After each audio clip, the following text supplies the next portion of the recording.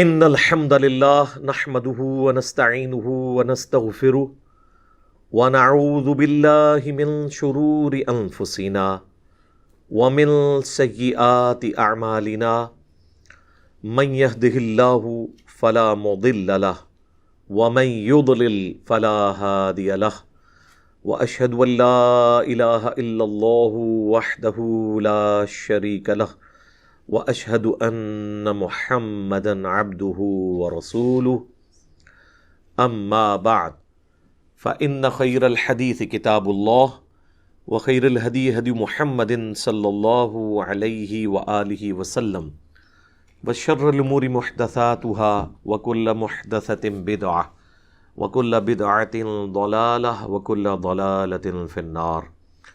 اعوذ باللہ السمیع العلیم من الشیطان الرجیم من ہمزہ ونفخہ ونفثہ بسم اللہ الرحمن الرحیم۔ رب اشرح لی صدری ویسر لی امری واحلل عقدۃ من لسانی یفقہوا قولی۔ بسم اللہ الرحمن الرحیم۔ ان اللہ وملائکتہ یصلون علی النبی یا ایہا الذین آمنوا صلوا علیہ وسلموا تسلیما۔ اللہم صل علی محمد وعلی آل محمد کما صلیت علی ابراہیم وعلی آل ابراہیم انک حمید مجید۔ اللہم بارک علی محمد وعلی آل محمد کما بارکت علی ابراہیم وعلی آل ابراہیم انک حمید مجید۔ اللہم ربنا آتنا فی الدنیا حسنة وفی الآخرة حسنة وقنا عذاب النار۔ لا الہ الا انت سبحانک انی کنت من الظالمین۔ ربنا آتنا من لدنک رحمہ وہیئ لنا من امرنا رشدا۔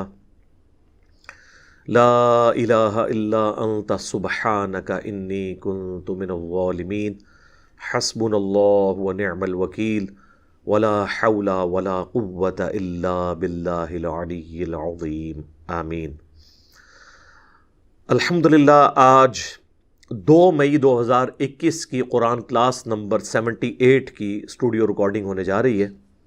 آج انشاءاللہ تعالی ہم سورۃ النساء کی آیت نمبر 81 سے آنورڈ سٹارٹ کریں گے۔ اعوذ باللہ من الشیطان الرجیم، بسم اللہ الرحمن الرحیم۔ ٹاپک وہی چل رہا ہے جی، منافقین سے ریلیٹڈ، جو اوپر سے کلمہ گو تھے لیکن اندر سے کافر تھے اور اسلام کو نقصان پہنچا رہے تھے۔ وَيَقُولُونَ طَاعَةٌ، اور وہ کہتے تو یہ ہیں کہ ہم اطاعت اختیار کرتے ہیں وقت کے پیغمبر کی، دعویٰ اس کا کرتے ہیں۔ فَإِذَا بَرَزُوا مِنْ عِنْدِكَ،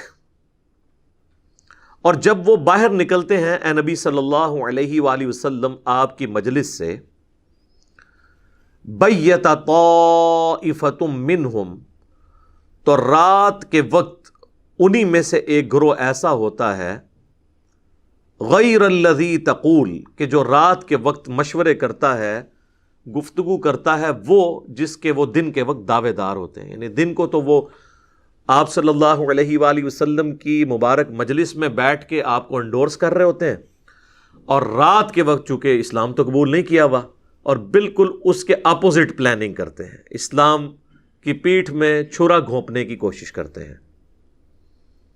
واللہ یکتب ما یبیتون، اللہ تعالیٰ لکھ رہا ہے جو کچھ وہ رات کے وقت میں اعمال کرتے ہیں، جو پلاننگز کر رہے ہیں، وہ اللہ تعالیٰ کے علم میں۔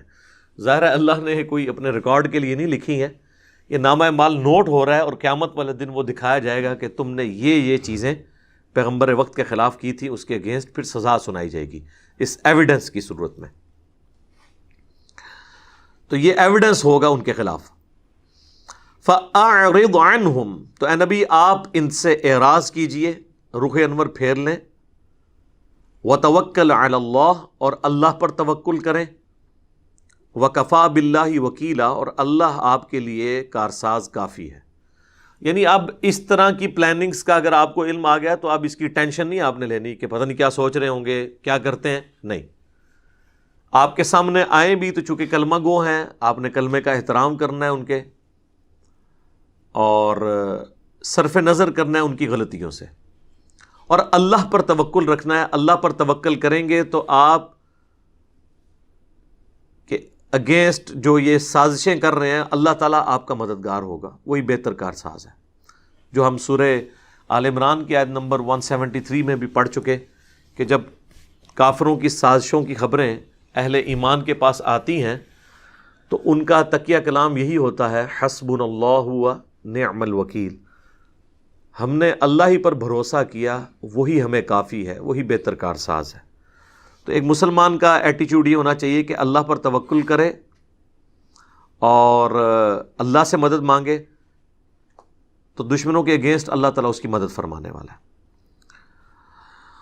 اب کافروں کو یا منافقین کو جو اوپر سے کلمہ گو تھے ان کو پھر جھنجھوڑا جا رہا ہے کہ وہ حق کی طرف آ جائیں. یہ بات کہتے ہوئے افلا یتدبرون القرآن، کیا انہوں نے قرآن پر غور نہیں کیا؟ ولو کان من عند غیر اللہ، اگر یہ اللہ کے سوا کسی اور ہستی کی طرف سے ہوتا، لوجدوا فیہ اختلافا کثیرا، تو تم اس میں بہت زیادہ اختلاف پاتے. یعنی اس کی باتیں آپس میں میچ نہ کر رہی ہوتی.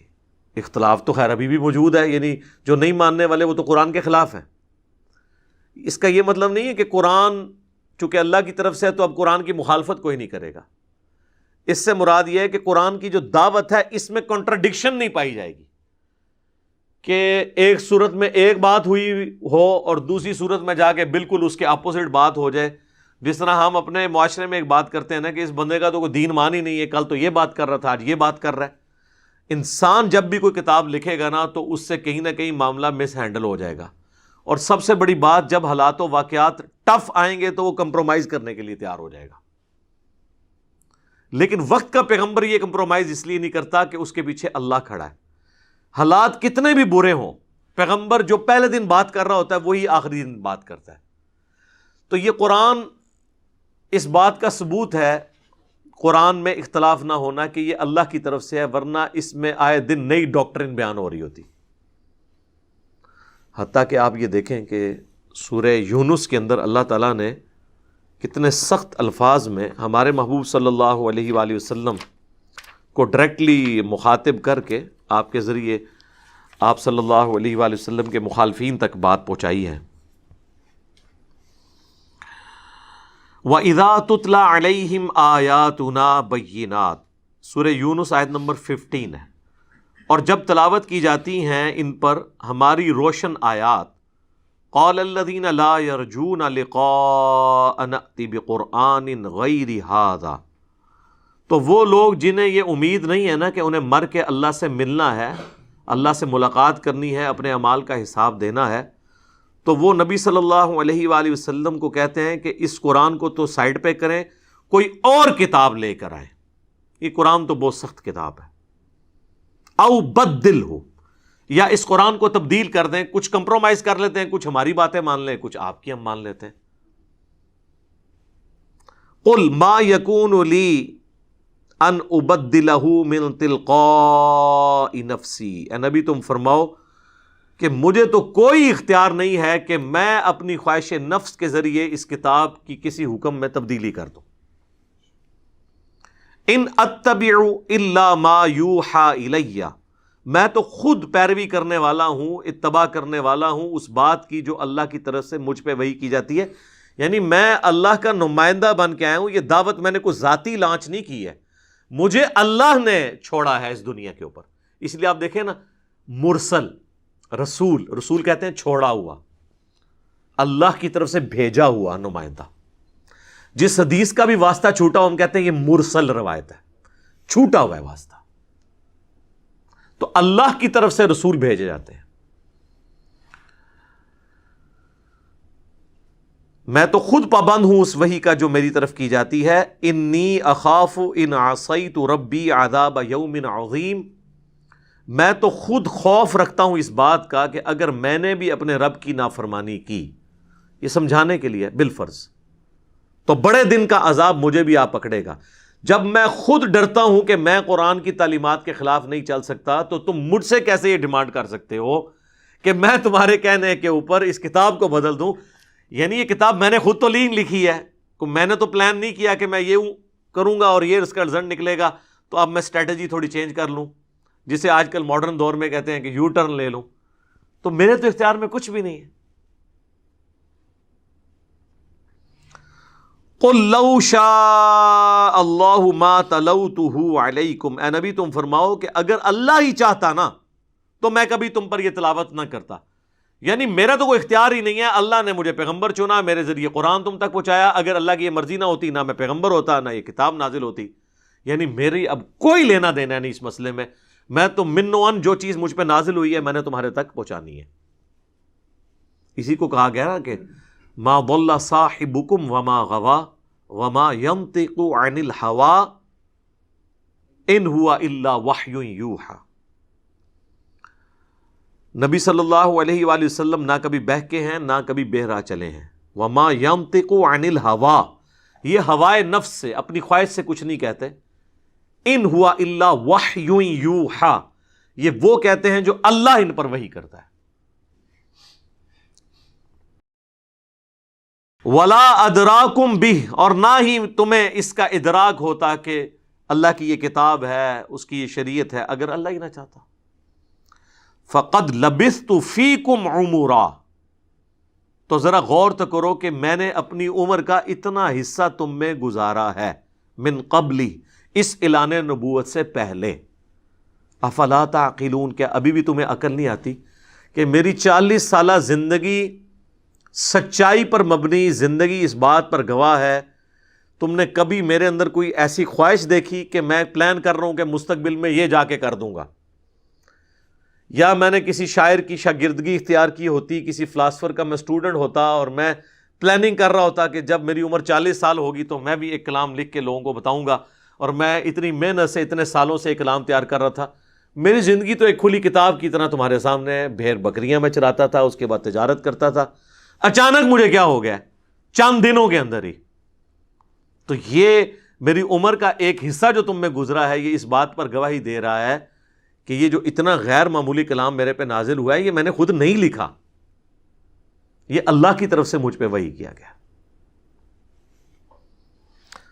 تو اب اگر یہ اللہ کی طرف سے وحی ہوا ہے تو پھر کیا ہے؟ فَمَنْ أَظْلَمُ مِمَّنِ افْتَرَىٰ عَلَى اللَّهِ كَذِبًا،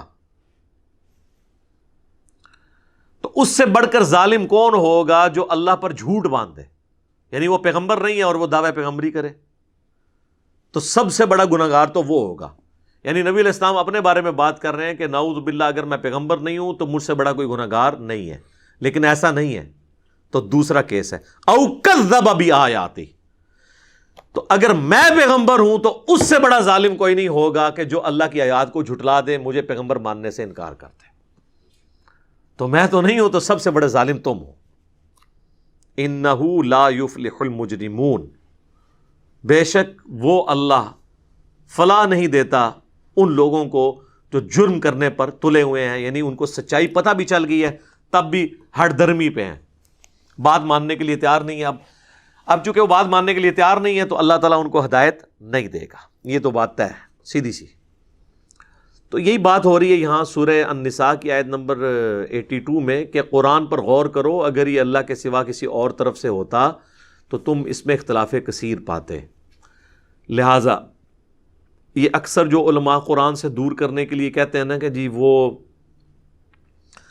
قرآن کو کی تفسیر کے لیے، اسے سمجھنے کے لیے 15 علوم چاہیے، اور وہ 15 علوم انہیں خود بھی نہیں آتے ہوتے، بس صرف نام ہی وہ بیان کر رہے ہوتے ہیں۔ ان میں سے ایک علم تو میں وثوق سے کہتا ہوں انہیں نہیں آتا، وہ سائنس کا علم ہے، جو قرآن کی 1000 آیات کا کم از کم ریلیٹڈ ہے علم، اور جن لوگوں کی تفسیریں وہ ہمیں پڑھنے کے لیے کہہ رہے ہوتے ہیں ان کو بھی سائنس نہیں آتی۔ تو پھر یہ دعویٰ کیا کر رہے ہیں؟ قرآن کتاب نصیحت ہے، اور نصیحت ایک عام آدمی کو بھی سمجھ آئے گی، ایک پڑھے لکھے کو بھی سمجھ آئے گی۔ یہ ہدایت ہے انسانیت کے لیے. باقی اس کی تفصیلات میں آپ جتنا مرضی جائیں. یعنی اگر اللہ تعالیٰ کہتا ہے کہ زمین و آسمان پر غور و تفکر کرو کہ ہم نے انہیں پیدا کیا،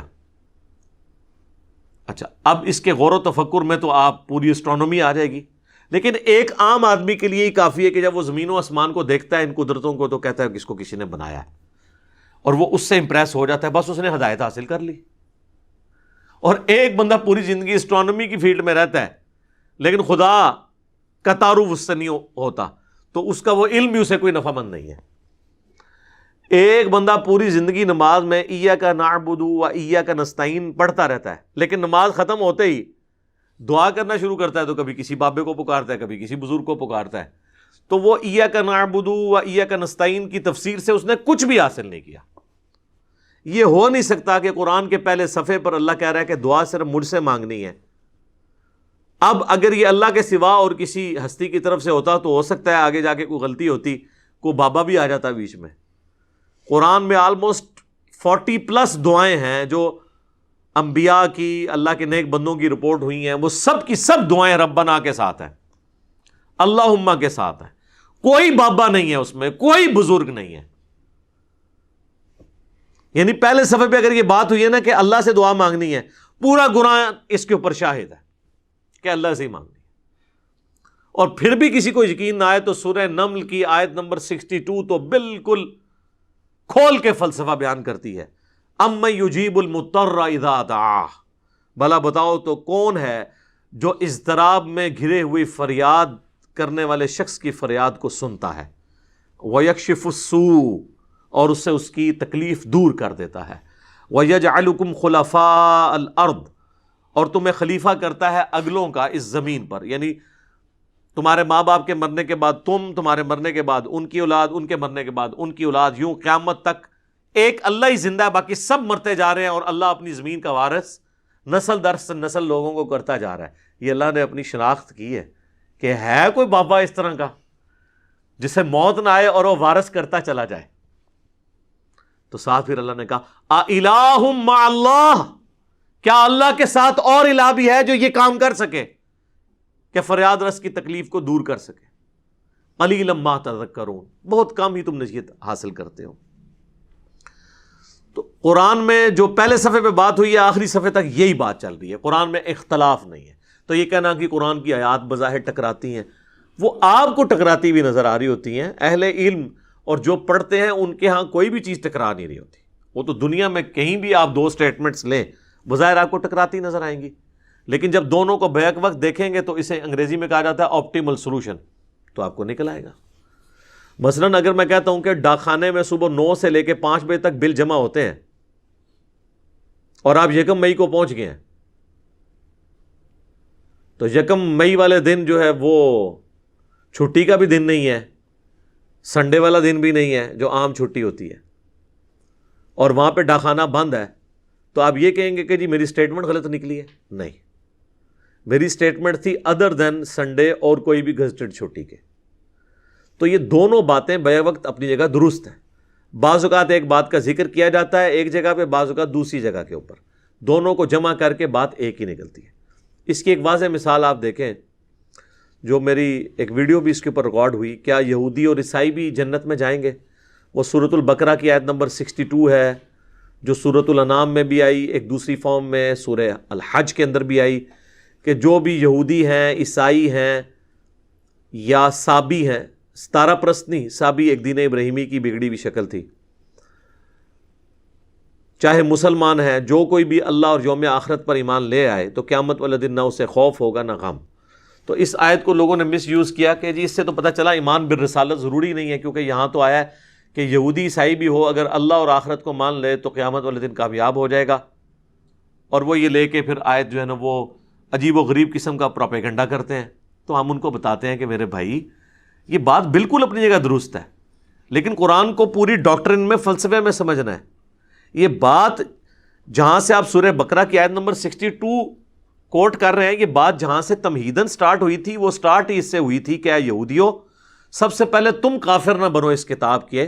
تمہاری کتابوں میں تو پیغمبر آخر الزمان کی پروفیسیز موجود تھیں صلی اللہ علیہ وآلہ وسلم، قرآن کا ذکر تھا، سب سے پہلے تم ہی کافر بن گئے. ایمان بالرسالت سے تو بات شروع ہوئی ہے 5ویں رکوع سے، اور اس کے آگے جا کر اللہ اور یوم آخرت کی بات آئی ہے۔ ایمان بالرسالت کا پہلے ذکر ہو چکا ہے، اور پھر سورہ نساء کے اندر تو جا کے 6 پارے کے سٹارٹ کے اندر ہی آیت نمبر 150، 151 اور 152 میں تو اللہ تعالیٰ نے فرمایا کہ جو کسی ایک رسول کا بھی انکار کر دے، یا اللہ کو مانے اور کسی رسول کو نہ مانے، یا رسولوں کو مانے اور اس میں سے کسی ایک رسول کو نہ مانے باقی رسولوں کو مان لے، وہ سب کافر ہے۔ تو اب کافر والی جتنی آیات قرآن میں ہیں ان پہ لگ جائیں گی، چاہے وہ یہودی ہوں، عیسائی ہوں یا مسلمان بھی ہوں۔ کوئی مسلمان بھی کافر ہو سکتا ہے جو کہ میں حضرت عیسیٰ کو نہیں مانتا، تو وہ کافر ہو جائے گا، چاہے نبی علیہ السلام کو مانتا بھی ہو، آخری پیغمبر بھی مانتا ہو۔ تو لہٰذا جب قرآن کہتا ہے کہ یہود و نصارہ بھی امن میں ہوں گے قیامت والے دن، اس سے مراد وہ یہود و نصارہ ہیں جو اپنے اپنے دور میں اپنے اپنے وقت کے پیغمبر پر ایمان لائے، لیکن جب نبی علیہ السلام آ گئے تو اس وقت کے یہود و نصارہ مراد نہیں ہے، اس لیے کہ دوسری جگہ آ گیا کہ جو ایک پیغمبر کا بھی انکار کرے گا وہ کافر ہو جائے گا۔ تو اب ان دونوں باتوں کا جب جوڑیں گے تو اختلاف تو ہے ہی نہیں ہے۔ اختلاف تو تب ہو جب ایک بات بالکل اور طرف ہو اور دوسری 180 ڈگری، یعنی دوسری جگہ یہ بھی آ جائے کہ چاہے کوئی ایک پیغمبر کا انکار کر لے تب بھی وہ جنت میں جائے گا۔ جب تک یہ سٹیٹمنٹ آپ نہیں قرآن سے دکھائیں گے تب تک آپ یہ کہہ نہیں سکتے کہ آیات ٹکرا رہی ہیں۔ اس طرح قرآن اور حدیث بھی نہیں ٹکرا رہا ہوتا، واقعہ کیا اٹھاتے ہیں اور کہتے نہیں قرآن سے ٹکرا رہا ہے۔ بھئی قرآن سے تب ٹکرا رہا ہوگا جب قرآن میں وہ واقعہ بیان ہو اور بالکل اس کے اپوزٹ بات ہو رہی ہو، پھر تو آپ کہیں گے ہاں جی بالکل یہ ٹکرا رہا ہے۔ تو اس طریقے سے چیزیں نہیں ٹکراتی ہیں، وہ آپ کو نظر آ رہی ہوتی ہیں لیکن وہ دونوں چیزیں بے وقت اپنی جگہ پر درست ہوتی ہیں۔ یا کبھی ٹائم پیریڈ کے لیے اللہ کی طرف سے کوئی ناسخ و منسوخ کا حکم بھی آ سکتا ہے، اس کے اوپر میری الگ سے ایک ویڈیو ریکارڈ ہے۔ قرآن میں بعض اوقات اللہ تعالیٰ نے کوئی حکم نازل کیا وقتی طور پر، پھر بعد میں اللہ تعالیٰ نے اس میں مزید کلیریفیکیشن کر کے اس میں آسانی دے دی۔ مثلا پہلے حکم تھا کہ جس کی موت کا وقت قریب آئی یا اسے خطرہ ہو کہ میں مرنے والا ہوں تو وہ اپنے ورثاء کے لیے وصیت لکھوا دے، سورہ بقرہ میں آیا۔ پھر سورہ النساء میں اللہ تعالیٰ نے خود ہی بتا دیا کہ مرنے کے بعد اس طرح وراثت تقسیم ہوگی ایک مردے کی، وہ پوری ڈیٹیل ہے، الگ سے اس پہ میری ویڈیو بھی ریکارڈ ہے، وراثت کی تقسیم کیلکولیشن کا کیا طریقہ ہے۔ آپ کوئی کہ یہاں پہ تو اللہ کہہ رہا ہے وصیت کرو، اور وہاں پہ اللہ تعالیٰ کہہ رہا ہے کہ جی ماں کو 1/6 ملے گا، باپ کو 1/6 ملے گا، بیوی کو 1/8 ملے گا، اور یہاں اللہ تعالیٰ کہہ رہا ہے وصیت لکھ دو، تو ہم یہ کہیں گے کہ وصیت لکھنے والی بات بھی اپنی جگہ درست ہے۔ اس کے بعد اللہ تعالیٰ نے امت کی آسانی کے لیے خود حصہ مقرر بھی کر دیا۔ جب تک اس کی امپلیمنٹیشن تھی وہ درست تھی، جب یہ آ گئی تو یہ درست ہے۔ یہ آپس میں ٹکرا کیسے رہی ہیں؟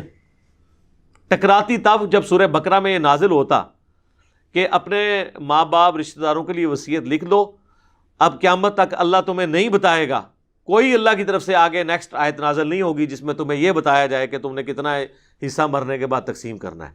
اور پھر آیت نازل ہو جاتی، پھر ہم کہتے ہیں دیکھو جی پہلے تو دعویٰ کیا تھا کہ جی نہیں بتائے گا، آپ بتا دیا۔ اس طرح سورہ النساء میں اللہ تعالیٰ نے فرمایا کہ جو زنا کرے عورت اس کو گھر میں قید کر دو، قید سے مراد یہ نہیں کسی کمرے میں بند کر لو، یعنی گھر سے نہ نکلے یہاں تک کہ اسے موت آ لے، یا اللہ پھر کوئی مستقبل میں تمہارے لیے راہ نکال دے گا۔ اور وہ ہوا، پھر اللہ تعالیٰ نے سورہ نور کی شکل میں زانی کی سزا نازل کر دی، تو ہم کہتے ہیں وہ حکم منسوخ ہو گیا اور نیا حکم آ گیا۔ تو یہ پاسبل ہے۔ ناسخ و منسوخ بھی 180 ڈگری چیزیں نہیں ہوتی ہیں، بلکہ اللہ تعالیٰ نے مختلف اوقات کے اندر مختلف معاملات کو آسانی کے اعتبار سے اجازت دے دی ہوئی ہے۔ پہلے یہ حکم تھا کہ ایک وضو سے ایک ہی نماز پڑھی جا سکتی ہے۔ قرآن میں بھی یہ ہے کہ جب تم نماز کا ارادہ کرو تو اپنے چہرے دھو لو، اس کے بعد کونیاں، سر کا مسح اور پاؤں کو دھو لو، مسح کر لو، کوئی بھی چیز۔ تو اب یہ حکم قرآن میں آیا۔ ایون جو لوگ منکرین حدیث ہیں نا، ان کے لیے بھی آزمائش کھڑی ہو جاتی ہے جب ہم ان کو یہ بات کرتے ہیں کہ قرآن میں تو آیا کہ جب بھی نماز پڑھنی تم نے وضو کرنا ہے، لیکن وہ بھی کہتے ہیں نہیں جی اگر پہلے وضو ہو تو دوبارہ کرنے کی ضرورت نہیں ہے، لیکن قرآن میں تو کہیں نہیں لکھا ہوا۔ قرآن میں تو ہے جب بھی نماز کے لیے کھڑے ہونا ہے وضو کرنا ہے، اور قرآن میں یہ بھی نہیں لکھا ہوا کہ اگر پہلے سے ہو تو دوبارہ کرنے کی ضرورت نہیں ہے، یہ تو کہیں نہیں لکھا ہوا. لیکن یہ بھی نہیں لکھا ہوا کہ اگر پہلے سے ہے تو پھر بھی دوبارہ کرنا ہے. قرآن خاموش ہے. سنت ہمیں بتاتی ہے، صحیح مسلم میں حدیث ہے، نبی علیہ السلام نے غزوہ تبوک کے موقع پر، فتح مکہ کے موقع پر ایک وضو سے ظہر کے وقت وضو کیا، اور آپ نے عصر مغرب عشاء چاروں نمازیں جو ہیں وہ ایک ہی وضو سے پڑھی. اور صحابہ اکرام کہتے ہیں کہ ہم نے اس سے یہ سیکھ لیا کہ اب اللہ نے ہمیں اجازت دے دی ہے کہ ہر نماز کے لیے نیا وضو کرنے کی ضرورت نہیں ہے، اگر پہلے سے با وضو ہے کوئی تو اسی وضو کو کنٹینیو کرے. لیکن قرآن میں ایسی کوئی بات نہ اس کی مخالفت میں ہے نہ اس کے حق میں ہے، لیکن اس کے اوپر لکیر نہیں پیٹی جا سکتی کہ یہ اختلاف ہو گیا. اختلاف نہیں ہوا، ایک چیز میں آسانی مزید دے دی گئی. اختلاف تو تب ہوتا کہ حکم یہ آتا کہ بغیر وضو کے بھی نماز پڑھ لو، اور بعد میں آتا اور اس میں ساتھ یہ لکھا ہوتا کہ آئندہ کبھی بھی وضو کا حکم نازل نہیں ہوگا، اور پھر وضو کا حکم نازل ہو جاتا، پھر 180 ڈگری ہوتا. لیکن ایسا نہیں ہے. خالی اتنا بھی ہوتا نا کہ بغیر وضو کے بھی نماز پڑھ لو، اور بعد میں اللہ کہتا نہیں وضو کر لو، پھر بھی ہم اسے ٹکراتا ہوا نہ مانتے ہیں. ہم کہتے ہیں اس وقت تک اجازت تھی، اب نہیں ہے.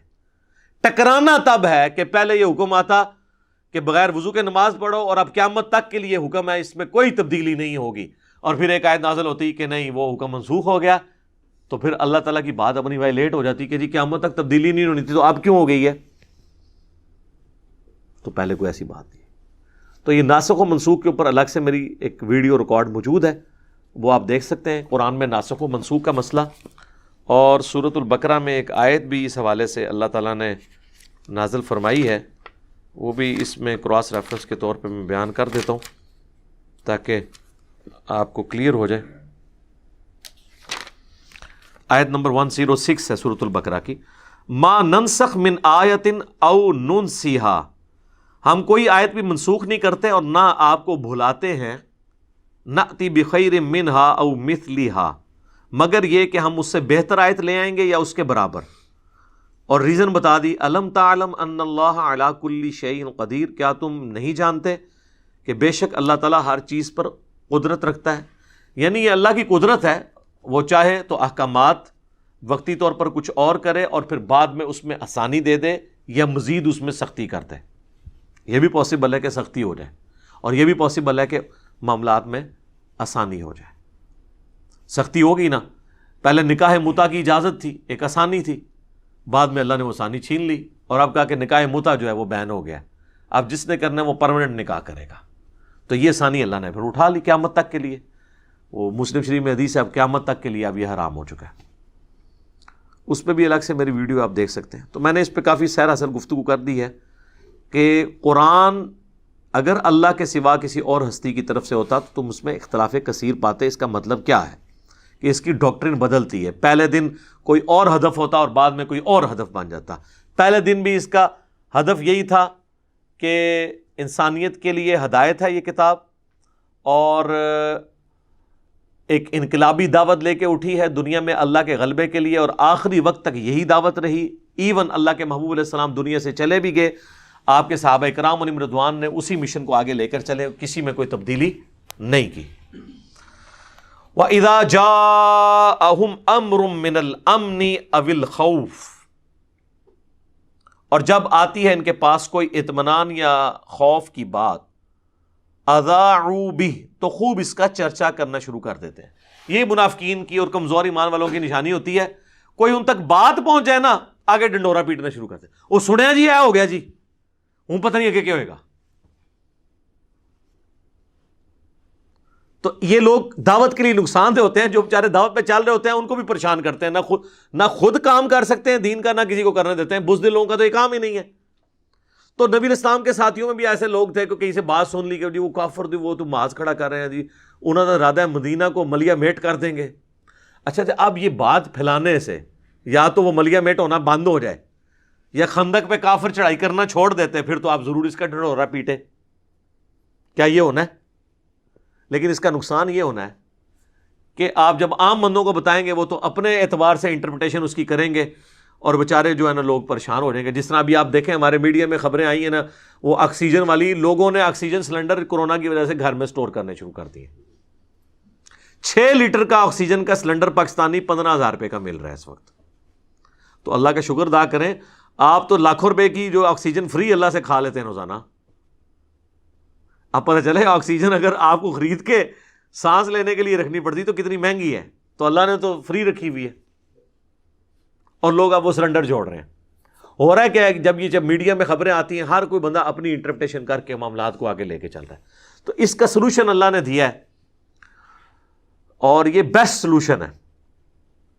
وہ یہ ہے کہ جب کوئی ایسی خبر ملے یا کوئی ایسی بات تو آپ اہل علم کی طرف رجوع کریں، ان کے گوش گزار کریں. اگر آپ کی بات سچی بھی ہوئی تب بھی جو فیصلہ کرنے والے لوگ ہیں نا، فیصلہ تو ان نے کرنا ہے. آپ پبلک کو بتائیں گے، پبلک تو پہلے ہی پریشان ہوتی ہے، وہ اور پیٹ سے آپا ڈال کے بیٹھ جائے گی. لیکن اہل علم یا حکمران جو ایلیٹ کلاس ہے، جو معاملات کو گورن کر رہی ہوتی ہے، وہ حکمت کے ساتھ دیکھتی ہے کہ اس معاملے کو اب کتنا بیان کرنا ہے، اس کو کس حد تک لے کے جانا ہے کہ پینک نہ پھیل جائے. ہم یہ دین کا کام اس پلیٹ فارم سے اسی طریقے سے کر رہے ہوتے ہیں نا. ہمیں کتنے لوگ رابطہ کر آتے ہوتے جی ویڈیو ریکارڈ کرا دو، کرا دو، مصیبت کھڑی کر دو، ویڈیو ریکارڈ کرا کے پینک پھیلا دو. ویڈیو اس بات پہ ریکارڈ کروائیں گے جو کوئی ایشو ہوگا. ایک ایشو کو پہلے میں ویڈیو میں ریکارڈ کرا کے ویڈیو بناؤں، لوگوں کو پریشان کروں، پینک پھیلاؤں، اس کا تو کوئی فائدہ نہیں، نقصان ہوگا. اور یہ جو لوگ اس طرح کر رہے ہوتے ہیں وہ دین کی کوئی خدمت نہیں کر رہے ہوتے ہیں، الٹا دین کو نقصان پہنچا رہے ہوتے ہیں. اور ایسے لوگوں کو پھر دین کی مین سٹریم دعوت سے الگ رکھنا چاہیے، جن کا حال یہ ہے کہ خود تو ڈوبے ہیں صنم تمہیں بھی لے ڈوبیں گے. تو اللہ نے فرمایا ہے کہ یہ فوراً افواہ پھیلا دیتے ہیں. خود جو کمزور ایمان، ہارٹ ہے، ان کو خود اپنا دھڑکا لگا ہوا ہے. اگر یہ لوگ کامل ایمان مومن ہوتے ہیں تو یہ کہتے ہیں جی شکر اب خبریں آئی ہیں تو شہادت کے رتبے تک پہنچیں گے. اس کی بجائے وہ ڈرنا شروع ہو گئے نا، یار کدھر آ ہی نہ جان. تو اللہ تعالیٰ نے کہا کہ اس کا حال یہ ہے وَلَوْ رَدُّوهُ إِلَى الرَّسُولِ، اگر یہ لوٹا دیتے اس معاملے کو اللہ کے رسول کی طرف. اور آج کی ڈیٹ میں ظاہر ہے کہ نبی علیہ السلام کے بہاف پہ جو کوئی بھی اس مسند کے اوپر ہوگا، جو گورننس کو دیکھ رہا ہوگا، اولو الامر ہوگا، حکمران ہوگا، پرائم منسٹر ہوگا، وَإِلَىٰ أُولِي الْأَمْرِ، یا پھر جو اولو الامر بنائے گئے ہیں پیغمبر کی طرف سے، یعنی آپ کی طرف سے جو گورنر بنائے گئے ہیں یا امیر بنائے گئے ہیں، ان تک بات پہنچائے.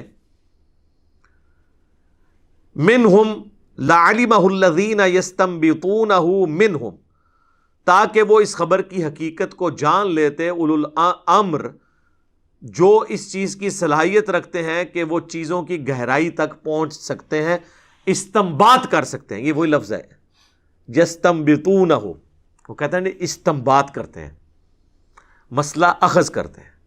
اہل علم تک جو اس چیز کی صلاحیت رکھتے ہیں کہ اس کے بعد اب رزلٹ کیا نکالنا ہے اور اس معاملے کو کیسے لے کے چلنا ہے. یہ نہیں ہے کہ پینک پھیلا دیں اور بجائے معاملہ ختم ہونے کے اور بھڑک اٹھے. اب مجھے یہ بتائیں، یہ آج کل کورونا کی وجہ سے جو ایک ایشو بنا، ہماری حکومت کے وزراء آ کے ٹی وی پہ کہہ رہے ہیں کہ جی اگر ہمیں آکسیجن جو ہے وہ امپورٹ بھی کرنی پڑی تو ہم کریں گے. دیکھیں مجھے یہ بتائیں، یہ جب آپ بات کر رہے ہیں کہ آکسیجن امپورٹ بھی کرنی پڑی تو ہم کریں گے، اس سے آپ کا میسج کیا جا رہا ہے عوام کو؟ عوام کو یہ میسج جا رہا ہے کہ بھائی جی آکسیجن کے سلنڈر بلیک میں خرید کے اپنے گھروں میں رکھ لو. اس خبر سے کوئی عوام کو فائدہ ہوا ہے؟ الٹا نقصان کیا ہوگا؟ امیر لوگ لے کے رکھ لیں گے اور جو ضرورت مند ہیں ان تک سلنڈر پہنچے گے نہیں. ہاں ان کو فائدہ ہو جائے گا کہ وہ امپورٹ کریں گے اور کاپا لگائیں گے، اس میں سے اپنا بھی کمیشن رکھیں گے. یہ آپ عوام کو تب بتائیں جب عوام آپ سے یہ پوچھ رہی ہو کہ جی جناب اتنا ہو جائے گا تو پھر آپ کیا کریں گے، ہمیں تو آپ پہ امید نہیں ہے. یا عوام کو بتانے سے عوام مور لگائے گی تو آپ کو باہر سے وہ دیں گے کہ آپ نے ہر پاکستانی کے سائن لینے ہیں. الٹا پینک کریٹ کر رہے ہیں. اور ان سے پوچھیں کہ اللہ کے بندو یہ باہر سے منگوانے کی ضرورت کیا ہے؟ پاکستان میں تھوڑی آکسیجن موجود ہے کہ یہ بھی آپ نے باہر سے منگوانی ہے؟ اور پھر آپ ویسے ہی کہتے رہیں کہ ہم نمبر 1 ہیں، ہم تو پاکستانی، ہم تو جیتیں گے، اور آکسیجن نہیں بنا سکتے. یہاں پہ بھی ہے کہ جو لوگ علم جاننے والے لوگ ہیں، لَعَلِمَهُ الَّذِينَ يَسْتَنبِطُونَهُ مِنْهُمْ وَلَوْلَا فَضْلُ اللَّهِ عَلَيْكُمْ وَرَحْمَتُهُ، اور اگر اللہ کا فضل تم پر نہ ہوتا اور اس کی رحمت نہ ہوتی، لَاتَّبَعْتُمُ الشَّيْطَانَ، تو شیطان کی تم پیروی شروع کر دیتے، اِلَّا قَلِيلًا، سوائے چند لوگوں کے۔ یعنی یہ تو اللہ تعالیٰ اس دعوت حق کی حفاظت کر رہا ہے، ورنہ جتنے یہ کمزور دل لوگ تمہارے ساتھ اٹیچ ہیں، انہوں نے ایسا بیڑا غرق کرنا تھا، ایسی پینک پھیلانی تھی کہ نبی علیہ السلام کی یہ مبارک دعوت نقصان میں چلی جاتی فائدے کی بجائے۔ اللہ تعالیٰ کی طرف سے غیبی پردہ ہے کہ وہ معاملات سیٹل ہوتے چلے جاتے ہیں، یہ حقیقت بات ہے۔ ورنہ دلیر لوگ تو بہت کم ہے، اس میں بھی دیکھ لیں اللہ تعالیٰ ہمارا کہ زیادہ تر لوگ جو ہے نا اس کا شکار ہو جاتے ہیں، اہل ایمان میں سے بھی۔ کیوں شکار ہو جاتے ہیں؟ کمزور ایمان والے ہیں، سارے تو دلیر نہیں ہوتے۔ غزوہ حنین میں 12,000 کا لشکر تھا اور صرف 80 لوگ حضور کے ساتھ رہ گئے تھے، سارے ہی بھاگ گئے۔ جب قبیلہ حوازن کے تیر کا سامنا کرنا پڑا ان کو، بھاگ دڑ مچ گئی۔ 12,000 میں 80، 12,000 میں 1,200 بھی نہیں نکلے، تیرے ہوتے جنم لیا ہوتا۔ تو وہ اس لیول کے لوگ ہر زمانے میں تھوڑے ہوتے ہیں۔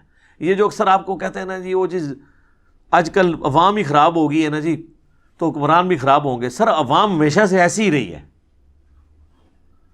کبھی بھی سارے پارسا نہیں رہے، ایک لیول کے لوگ نہیں رہے ہیں۔ عوام ہمیشہ ایسی رہی ہے، معاملات بگڑے ہی ہیں ہمیشہ۔ سیدنا عمر کے دور میں آپ دیکھیں، کہتے کتنے سخت حکمران تھے۔ آپ بخاری مسلم اٹھا کے دیکھیں، حضرت عمر نے اپنے زمانے کے اندر جو شراب کے لیے کوڑے لگائے جاتے تھے 40 سے 80 کر دیے تھے، کیونکہ وہ حد نہیں ہے، وہ تعزیر ہے۔ تعزیر قاضی بڑھا سکتا ہے، اور اس میں الفاظ موجود ہیں اس لیے کہ لوگ زیادہ شراب پینا شروع ہو گئے تھے۔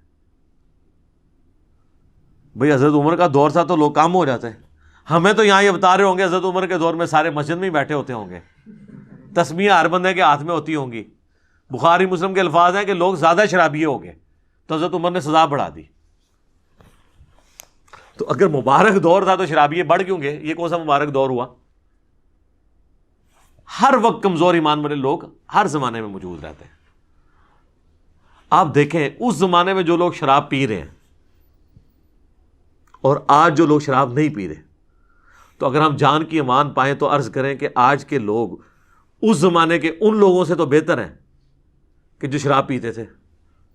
تو آپ کہیں گے دیکھو جی تو صحابہ تابعین سے بہتر کہہ رہے ہیں، تو جائے پھر سر کسی گورے کی عدالت میں جا کے پھر فیصلہ کرا لیں، جو جوڈیشری کے قوانین کو سامنے رکھ کے فیصلہ کرے۔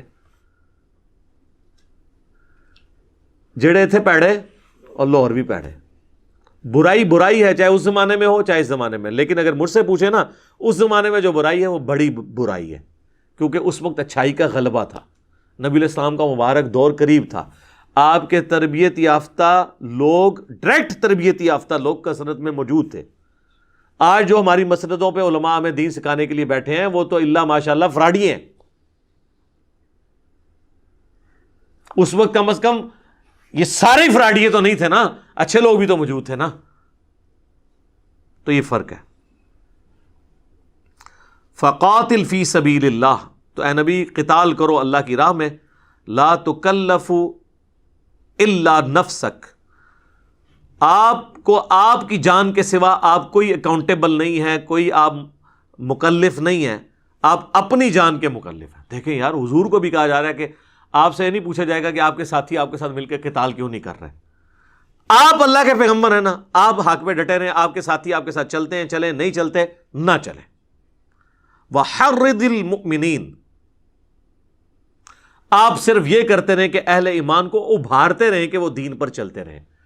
ٹیم لیڈر کے لیول کا ایمان ساروں کا نہیں ہوتا، ٹیم لیڈر کا کام یہ ہے کہ وہ خود ڈٹا رہے، اپنے ساتھیوں کو چلاتا رہے، تو اس کے ساتھ پھر ایک آپ سمجھ لیں ایسی جماعت ساتھ دینے کے لیے تیار ہو جائے گی جو کمیٹڈ لوگ ہوں گے۔ سارے تو کبھی بھی کمیٹڈ نہیں ہوں گے، سارے ابو بکر عمر عثمان و علی نہیں باندھ سکتے، یہ تو کہانی ختم، یہ ہو ہی نہیں سکتا۔ عسى اللہ ان یکف بأس الذین کفروا، عجب نہیں ہے، قریب ہے کہ اللہ تعالی روک دے ان لوگوں کا کفر جو کر رہے ہیں، جو آپ کے خلاف سازشیں کر رہے ہیں، تو اللہ تعالیٰ خود آپ کا پشت پناہ بنے، آپ کو جانثار ساتھی دے دے، آپ نے ٹینشن نہیں لینی۔ واللہ اشد بأسا واشد تنکیلا، اللہ کی گرفت بھی بہت سخت ہے اور وہ سزا دینے میں بھی بہت سخت ہے۔ اللہم اجرنا من النار، اللہم حاسبنی حسابا یسیرا، آمین۔ من یشفع شفاعتا حسنہ، جو کوئی بھی شفاعت کرے اچھے کام کی، یکن لہ نصیب منہا، تو اس کا حصہ بھی اس میں ہوگا۔ یعنی بتایا جا رہا ہے کہ سفارش کرنا کسی کی ایک بری بات نہیں ہے اگر وہ اچھائی کے لیے سفارش ہو رہی ہو۔ قرآن جس سفارش کو کنڈیم کرتا ہے وہ یہ ہے کہ ایک بندہ برا ہے اور آپ ناجائز اس کی پش پناہی کریں۔ اگر ایک بندہ اچھا ہے اور آپ اس کی سفارش کہیں کر سکتے ہیں کہ اس کے ساتھ زیادتی ہوئی ہے، میں اسے ذاتی طور پہ جانتا ہوں، یہ میرے پاس پروف ہے، تو آپ اس کے لیے سفارش کریں۔ یہ بری سفارش نہیں ہے، بلکہ اس سے اگر کوئی فائدہ ہوا تو اس کا ثواب آپ کو بھی ملے گا۔ وَمَن يَشْفَعْ شَفَاعَةً سَيِّئَةً، اور جو کوئی برے کام کی سفارش کرے گا، کسی برائی کو پروموٹ کرے گا، ایک بندہ برا ہے اور آپ پردہ ڈال رہے ہیں اس کے اوپر، اس حوالے سے کوئی بندہ کہتا ہے جی میں نے فلاں شخص کے ساتھ جو ہے وہ اپنی بچی کا رشتہ کرنا ہے، اور آپ اپنی بچی کا رشتہ تو اس کے ساتھ کرنے کے لیے تیار نہ ہو اور اس کے ساتھ آپ اس کے اوپر پردہ ڈال رہے ہیں اور اس کی آپ غلط سفارش کر دیں کہ یہ بندہ ٹھیک ہے، تو آپ تو خیانت کر رہے ہیں نا۔ تو نہ آپ اس طرح کی خیانت کر سکتے ہیں، نہ کسی کو برائی کے معاملے میں اس کی جھوٹی وکالت کر کے آپ کسی کے لیے مسئلہ خراب کر سکتے ہیں، بلکہ اچھائی کے لیے سفارش کریں، واقعی کو اچھا ہو تو اس کے لیے آپ کو بھی ثواب ہوگا، اور اگر آپ برائی کے لیے شفاعت کریں گے تو یکن لہ کفل منہا، تو اس کا بوجھ آپ بھی پھر اٹھانا پڑے گا۔ جو بخاری مسلم دونوں میں حدیث ہے کہ جس نے اچھائی کی طرف رہنمائی کی تو جتنے لوگ اس پہ چلیں گے اس کا ثواب بھی اس کو ملے گا، اور اس کے اپنے ثواب میں کمی نہیں ہوگی جو اچھائی پہ چل رہا ہوگا۔ اور جس نے برائی کی طرف رہنمائی کی تو جتنے لوگ اس پہ چلیں گے ان سب کو اپنا وبال تو ہو گئی، لیکن ان سب کا اکٹھا کر کے اس کو بھی ہوگا جس نے وہ کام شروع کیا۔ جس طرح کہ بخاری مسلم میں حدیث ہے کہ جب بھی کوئی ابن آدم میں قتل ہوتا ہے تو ہر قتل کے بدلے قابیل کو بھی سزا ملتی ہے، جو بانی ہے، جس نے اپنے بھائی حابیل کو قتل کیا تھا۔ وَكَانَ اللَّهُ عَلَى كُلِّ شَيْءٍ مُقِيتًا، اور اللہ تعالیٰ ہر چیز پر قدرت رکھنے والا ہے۔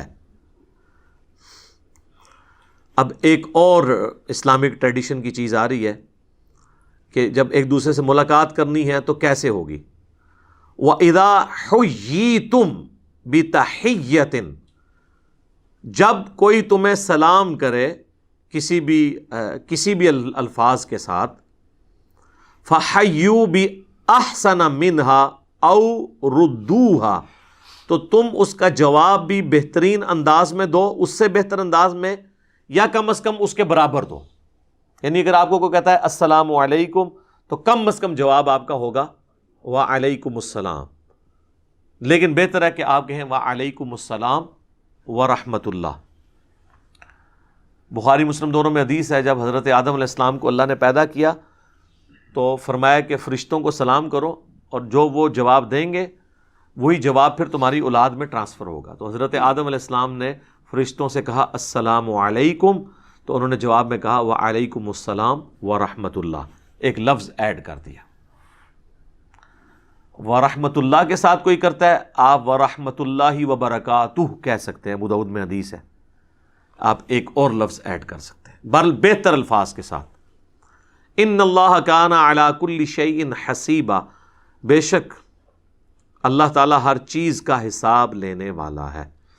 باقی یہ غیر مسلم کو سلام کرنے کا مسئلہ، بدعتی کو سلام کرنے کا مسئلہ، دوسرے فرقے والے کو سلام کرنے کا مسئلہ، یہ کافی سارے مسائل ہیں جو سلام سے ریلیٹڈ ہیں۔ اس کے اوپر الگ سے میری ویڈیو ریکارڈ ہے، آپ سلام کے صحیح احکام و مسائل لکھیں تو ایک ڈیٹیل ویڈیو آلموسٹ 1 گھنٹے کی کھل جائے گی، جس میں میں نے یہ ساری باتیں کی۔ آج میں اس کو سکپ کر رہا ہوں، اور اگر آپ کو زیادہ شوق ہے تو آپ مشکات المصابی کی 3ری جلد کے اندر سٹارٹ ہی میں آپ کو سلام سے متعلق جتنی احادیث ہیں نا وہ کمبائنڈ فارم میں مل جائیں گی، آپ وہ بھی پڑھ سکتے ہیں، انشاءاللہ آپ کے لیے معاملات آسان ہو جائیں گے۔ اللہ لا الہ الا ہو، اللہ ہی ہے وہ کہ جس کے سوا کوئی معبود نہیں ہے۔ لَيَجْمَعَنَّكُمْ إِلَى يَوْمِ الْقِيَامَةِ لَا رَيْبَ فِيهِ، وہ ضرور تمہیں جمع کر دے گا قیامت کے دن جس کے بارے میں کوئی شک نہیں ہے. یہی سب سے بڑی تلوار ہے کہ مرنے کے بعد اس نے زندہ کر کے پوچھنا ہے کہ بھائی زندگی کیسے گزاری. وَمَنْ أَصْدَقُ مِنَ اللَّهِ حَدِيثًا، اور اللہ سے بڑھ کر اپنی بات میں کون سچا ہو سکتا ہے. اللہ تعالیٰ ہمارا یہ ہم یہ بات کر رہے ہیں، ہم سے بڑھ کر کوئی سچا نہیں ہے کہ اہل ایمان کا بدلہ جنت ہے اور منافقین کا، فاسقین کا ٹھکانہ جہنم ہے، اور اللہ نے اپنا یہ وعدہ پورا کرنا ہے. اللہم انا نسألک جنت الفردوس مع النبیین والصدیقین والشہداء والصالحین آمین. فما لکم فی المنافقین فئتین، تمہیں کیا ہوا ہے کہ تم منافقین کے معاملے میں دو گروہ بن چکے ہو. واللہ ارکسہم بما کسبوا، جبکہ اللہ تعالیٰ نے اوندھا کر دیا ہے انہیں ان کے کرتوتوں کے سبب. یعنی اللہ تعالیٰ اہل ایمان میں جو کمزور ایمان والے لوگ ہیں ان کو یہاں پہ مخاطب ہو کے کہہ رہا ہے کہ تم منافقین کے بارے میں کیوں نرم گوشہ رکھتے ہو، جبکہ ان کے اعمال کے سبب اللہ نے ان کو گمراہ کر دیا ہوا ہے منافقین کو. یہ ہمیشہ ایسے لوگ ہوتے ہیں ہر معاشرے کے اندر، ہر دعوت کے اندر، جو درمیان کا راستہ اختیار کرتے ہیں. ان کو کہا جاتا ہے یہ سافٹ لائنر ہے، ہارڈ لائنر نہیں ہے. لیکن جب کسی کی منافقت، کسی کی اسلام دشمنی، کسی کی دعوت میں نقصان پہنچانے والے سازشی امور آپ کو پتہ چل جائیں، پھر کوئی کمپرومائز نہیں ہونا چاہیے، پھر کمپرومائز کرنے کا نقصان ہو جاتا ہے.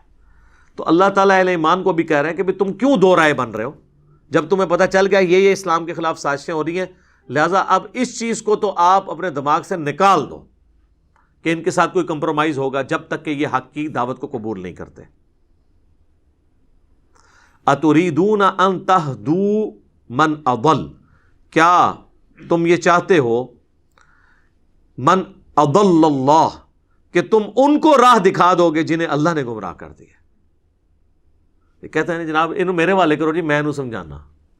وہ بھی سمجھایا تو اس کو جاتا ہے جو سمجھنے کے لیے بیٹھا ہو، جو آئے سینگ پھنسانے کے لیے ہو تو اس کے لیے وَإِذَا خَاطَبَهُمُ الْجَاهِلُونَ قَالُوا سَلَامًا، بحث کرنی نہیں. یہی تو آپ کو کہتے ہیں مولویوں سے پنگا نہ لیا کریں. سمجھتا تو وہ ہے جو سمجھنا چاہتا ہو، جس کا مقصد ہی کسی کو نیچا دکھانا ہو، سیکھنا نہ ہو بلکہ زبردستی اپنی مرضی تھوپنا ہو، اس کا کوئی علاج نہیں ہے. وَمَن يُضْلِلِ اللَّهُ، اور جسے اللہ گمراہ کر دے، فَلَن تَجِدَ لَهُ سَبِيلًا، تو تم اس کے لیے پھر کوئی ہدایت کا راستہ نہیں پاؤ گے. وَدُّوا لَوْ تَكْفُرُونَ كَمَا كَفَرُوا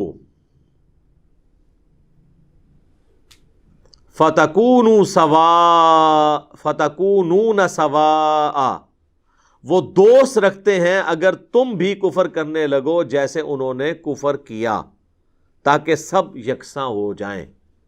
یعنی منافقین اس وقت تک تم سے راضی نہیں ہوں گے جب تک کہ تم بھی ان کے والی روش اختیار نہ کر لو، پھر تو وہ تم سے راضی ہو جائیں گے. ادروائز تم بھی ہارڈ لائنر رہو گے تو وہ قبول نہیں کریں گے، کبھی بھی نہیں کریں گے. وہ اس لیے قبول کر لیں گے کہ وہ پھر نمایاں نہیں ہوں گے نا. جب سارے ہی بزدلی کی باتیں کریں گے تو جو بزدل طبقہ ہے وہ تو خوش ہوگا، اور جو بزدلی کی طرف لوگوں کو بلا رہے ہوں گے وہ ان کے ساتھ دوستی کاٹ لیں گے. لیکن جو کہیں گے نہیں جی ہم نے بزدلی نہیں دکھانی، ہماری جان جاتی ہے تو جائے، ہم نے سچائی کے لیے کھڑا ہونا ہے، تو مجھے پتہ ہے منافقین ان کے ساتھ کیوں کھڑے ہوں گے، ان کی تو ایمان کا، وہ اپنے دنیا کا خطرہ اس کے ساتھ جڑا ہوا ہے. فَلَا تَتَّخِذُوا مِنْهُمْ أَوْلِيَاءَ، تو پس ان میں سے کسی کو اپنا دوست مت بناؤ. حَتَّى يُهَاجِرُوا فِي سَبِيلِ اللَّهِ، یہاں تک کہ اللہ کی راہ میں وہ ہجرت نہ کر لیں. ہجرت فرض ہو گئی تھی اس وقت، کیونکہ مدینہ شریف میں سب کو اکٹھا کر کے ایک دعوت لانچ ہونی تھی. اس کے لیے ضروری تھا کہ جو سکیٹرڈ مین پاور ہے وہ بھی ایک جگہ جمع ہو جائے. جب ایک جگہ مین پاور ہوگی تو دعوت کا کام کرنا آسان ہوگا. تو یہ لٹمس ٹیسٹ تھا منافقین کے لیے کہ وہ ہجرت کرتے ہیں یا نہیں. ہجرت تو وہی کر کے مدینہ آئے گا نا سب کچھ چھوڑ کے، جو واقعی دین کے ساتھ مخلص ہوگا. اور جس کو اپنے مفادات عزیز ہوں گے تو وہ کبھی بھی اپنا جائیداد، مال، سب کچھ کافروں کے حوالے کر کے وہاں تو نہیں آئے گا. تو ہجرت پھر اللہ نے اس وقت فرض کر دی تھی. اور یہ بھی حکم آگے چل کے آئے گا جو ہجرت نہیں کرے گا وہ واجب القتل ہے، وہ کافر ہے، مرتد ہے۔ یہ آج کی ہجرت کی بات نہیں ہو رہی ہے، اس ہجرت کی جو انیشلی لانچ کی گئی تھی اسلام کی دعوت کو بلند کرنے کے لیے۔ تو منافقین کے اوپر یہ بھی بھاری تھی۔ منافقین کے اوپر تین چیزیں بہت بھاری تھی۔ نمبر 1، نبی علیہ السلام کی شخصی اطاعت، آپ کو ایز اے انسان سامنے دیکھتے ہوئے ان کے پیچھے چلنا۔ وہ کہتے تھے ان کو ہم پہ کیا برتری حاصل ہے سوائے اس کے کہ ان پہ وہی نازل ہوتی ہے، یہ ان کے لیے تکلیف دہ چیز تھی۔ دوسری چیز ان کے لیے تکلیف دہ یہ تھی ہجرت والا معاملہ، کیونکہ ہجرت تو وہی کرے گا جو قربانی دے سکتا ہے، اور تیسری چیز اللہ کی راہ میں جہاد اور قتال، وہ بھی وہی کرے گا جو قربانی دے سکتا ہے۔ جس کو جان اپنی عزیز ہے وہ تو کافروں سے بھی پینگیں بڑھائے گا اور مسلمانوں کے ساتھ بھی بنا کے رکھے گا، تاکہ جب وہاں پہ پڑنا بھاری ہو تو اس طرف چلا جائے اور جب یہاں پہ پڑنا بھاری ہو تو اس طرف آ جائے۔ فَإِن تَوَلَّوْا، اگر یہ منہ پھیر لیں ہجرت کرنے سے، فَخُذُوهُمْ، تو پکڑ لو انہیں، وَاقْتُلُوهُمْ حَيْثُ وَجَدتُّمُوهُمْ، اور انہیں قتل کر دو جہاں کہیں بھی تمہیں نظر آئیں، یہ مرتد ہو چکے، کیونکہ اب یہ ایسٹ کی بجائے لائبلٹی بن چکے ہیں، دین کے لیے لائبلٹی بن گئے۔ وَلَا تَتَّخِذُوا مِنْهُمْ وَلِيًّا وَلَا نَصِيرًا، اور نہ بناؤ ان میں سے اپنا دوست کسی کو اور نہ کوئی اپنا مددگار، نہ ان کو آپ نے اپنے قریب کرنا ہے، جگری یاری کسی کے ساتھ نہیں لگانی، یہ اسلام کی پیٹھ میں چھرے ہی کھونپیں گے۔ ہاں، اس میں ایک ایکسیپشن دی گئی، إِلَّا الَّذِينَ يَصِلُونَ إِلَىٰ قَوْمٍ بَيْنَكُمْ وَبَيْنَهُمْ مِيثَاقٌ، البتہ اگر کوئی ایسی قوم سے وہ تعلق رکھتا ہے جس قوم کا اور تمہارے درمیان معاہدہ ہوا ہے قبائلی سسٹم میں، پھر تم نے، وہ چاہے مسلمان بھی ہے اور مرتد ہو گیا، اسے قتل نہیں کرنا۔ کیوں؟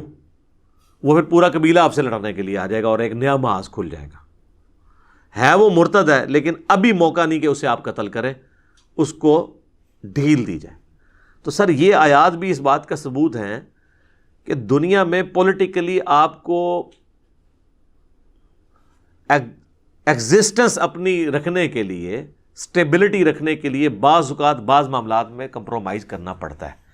جب یہ ہم کہتے ہیں نا اپنے علماء کو کہ یار ہم پہ FATF کی تلوار لٹک رہی ہے، خدا کے لیے کو ہوش کے ناخن لو، ابھی اس معاملے کو اس طریقے سے نہ لے کے چلو۔ اور اب دیکھیں، اب وہ GSP سٹیٹس بھی پاکستان کا ختم کرنے کے لیے قرارداد انہوں نے منظور کر لی ہے۔ یعنی وہ مسئلہ جو تھا اپنی جگہ رہا، ہمارے لیے نئی مصیبتیں کھڑی ہو گئی۔ اب جہاں پہ اللہ کی طرف سے وحی میں حکم نازل ہو رہا ہے کہ جو رسول اللہ کے ساتھ غداری کر رہے ہیں یہ سب واجب القتل ہیں، تب بھی اللہ کہہ رہا ہے کہ ہاں اگر وہ کسی ایسی قوم سے تعلق رکھتا ہے جس سے تمہارا معاہدہ ہے، پھر نہیں قتل کرنا۔ تو سر اقوام متحدہ کی وجہ سے ہم تو ہر معاہدے میں بندھے ہوئے ہیں اس دنیا میں، ان معاہدوں کے تحت ہی ہم نے چلنا ہے۔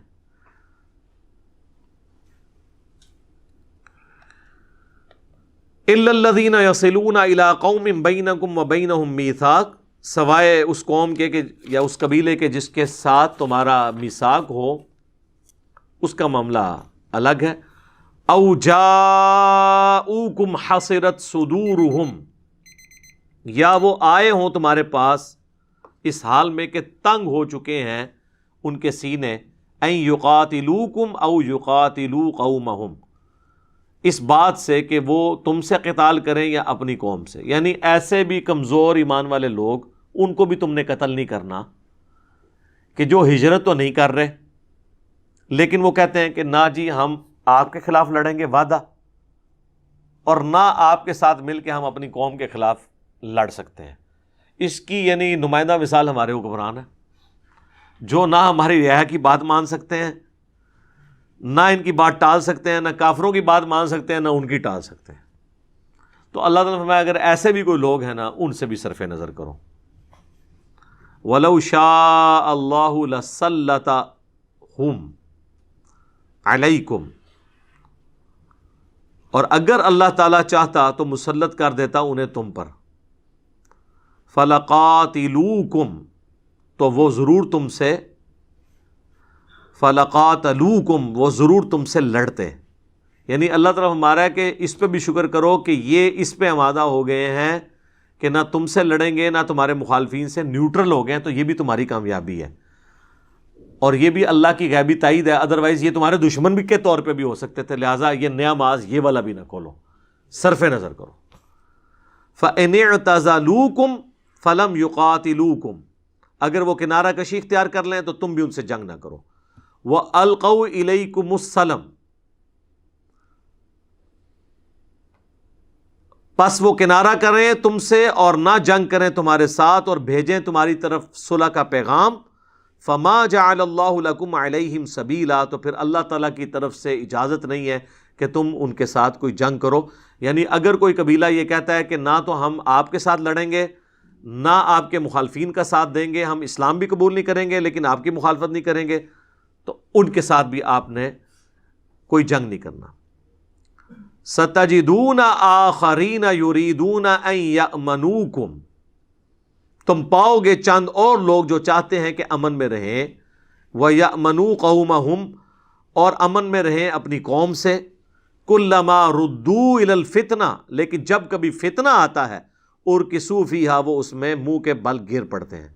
یعنی ایسے نیوٹرل لوگ بھی ہوں گے جو دعویٰ تو یہ کرتے ہیں کہ نہ ہم آپ کا ساتھ دیں گے نہ آپ کے مخالفین کا، لیکن ہوتا ہے کہ جب بھی مخالفین آپ کے خلاف سازش کرتے ہیں وہ اس سازش کا حصہ بن جاتے ہیں، تو یعنی وہ اپنے عہد کو توڑ دیتے ہیں۔ تو ایسے لوگوں کے ساتھ پھر کوئی رعایت نہیں ہوگی، ان کو آپ نہیں چھوڑیں گے۔ فَإِن لَّمْ يَعْتَزِلُوكُمْ، سو اس میں سے اگر نہ کنارہ کریں وہ تم سے، وَيُلْقُوا إِلَيْكُمُ السَّلَمَ، یا نہ بھیجیں تمہاری طرف صلح کا پیغام، وَيَكُفُّوا أَيْدِيَهُمْ، اور نہ وہ اپنے ہاتھوں کو روکیں تمہاری دشمنی سے، فَخُذُوهُمْ، تو ایسوں کو پھر تم پکڑ لو، وَاقْتُلُوهُمْ، اور انہیں قتل کرو، حَيْثُ ثَقِفْتُمُوهُمْ، جہاں کہیں بھی تم انہیں پاؤ، وَأُولَئِكُمْ جَعَلْنَا لَكُمْ عَلَيْهِمْ سُلْطَانًا مُبِينًا، اور یہی لوگ ہیں کہ اللہ تعالیٰ نے تمہیں کھلا اختیار دے دیا ہے ان کے معاملے میں، جو ان کے ساتھ سلوک کرنا ہے کرو، ان لوگوں کے ساتھ جو عہد شکنی کرتے ہیں۔ تو یعنی یہ تین کیٹیگریز آپ کو پتہ چل گئی کہ ایک وہ کیٹیگری ہے کہ جو کمزور ایمان والے لوگ ہیں وہ اپنے قبیلے کے ساتھ اس طریقے سے مخالفت بھی نہیں کر سکتے، اور یا وہ ایمان قبول نہیں کیا ہوا لیکن وہ نہ آپ کے ساتھ ہیں نہ مخالفین کے ساتھ ہیں، ان کو بھی آپ نے چھوڑ دینا ہے۔ دوسرے وہ ہیں کہ ہے تو مسلمان ہیں، ہجرت کا حکم ہوا ہے لیکن ہجرت نہیں کی، اب وہ واجب القتل ہو چکے ہیں، لیکن اس قوم کے ساتھ آپ کا معاہدہ ہے، وہ اگرچہ کافر قوم ہے لیکن اس سے معاہدہ ہوا ہوا ہے، اور اس معاہدے کا نقصان یہ ہوگا کہ جب آپ ان کی قوم میں اس مسلمان کو قتل کریں گے تو وہ اس مسلمان کے قتل کو اپنا قتل سمجھیں گے اور وہ اس کی طرف سے لڑ پڑیں گے، نئے محاذ کھل جائے گا، تو ان کے ساتھ بھی آپ نے جنگ نہیں کرنی۔ جنگ کرنی ہے صرف ان لوگوں کے ساتھ جو نیوٹرل رہنے کا دعویٰ کرتے ہیں، لیکن جب کوئی برا وقت آتا ہے اسلام کے اوپر پھر وہ کافروں کے ساتھ مل کے اسلام کے خلاف سازش کرنا شروع کر دیتے ہیں، ان کی معافی نہیں ہونی چاہیے۔ اسی پہ کنکلوڈ کرتے ہیں انشاءاللہ۔ اللہ تعالیٰ سے دعا ہے جو حق بات میں نے کہی اللہ تعالیٰ ہمارے دلوں میں راسخ فرمائے، اگر جذبات میں میرے منہ سے کوئی غلط بات نکل گئی تو اللہ تعالیٰ ہمارے دلوں سے اسے دھو ڈالے، ہمیں معاف بھی کر دے، ہمیں کتاب و سنت کی تعلیمات پر عمل کر کے دوسرے بھائیوں تک پہنچانے کی توفیق عطا فرمائے۔ سبحانک اللہم و بحمدک، اشہد ان لا الہ الا انت، استغفرک و اتوب الیک، وما علینا الا البلاغ المبین۔ جزاکم اللہ خیرا۔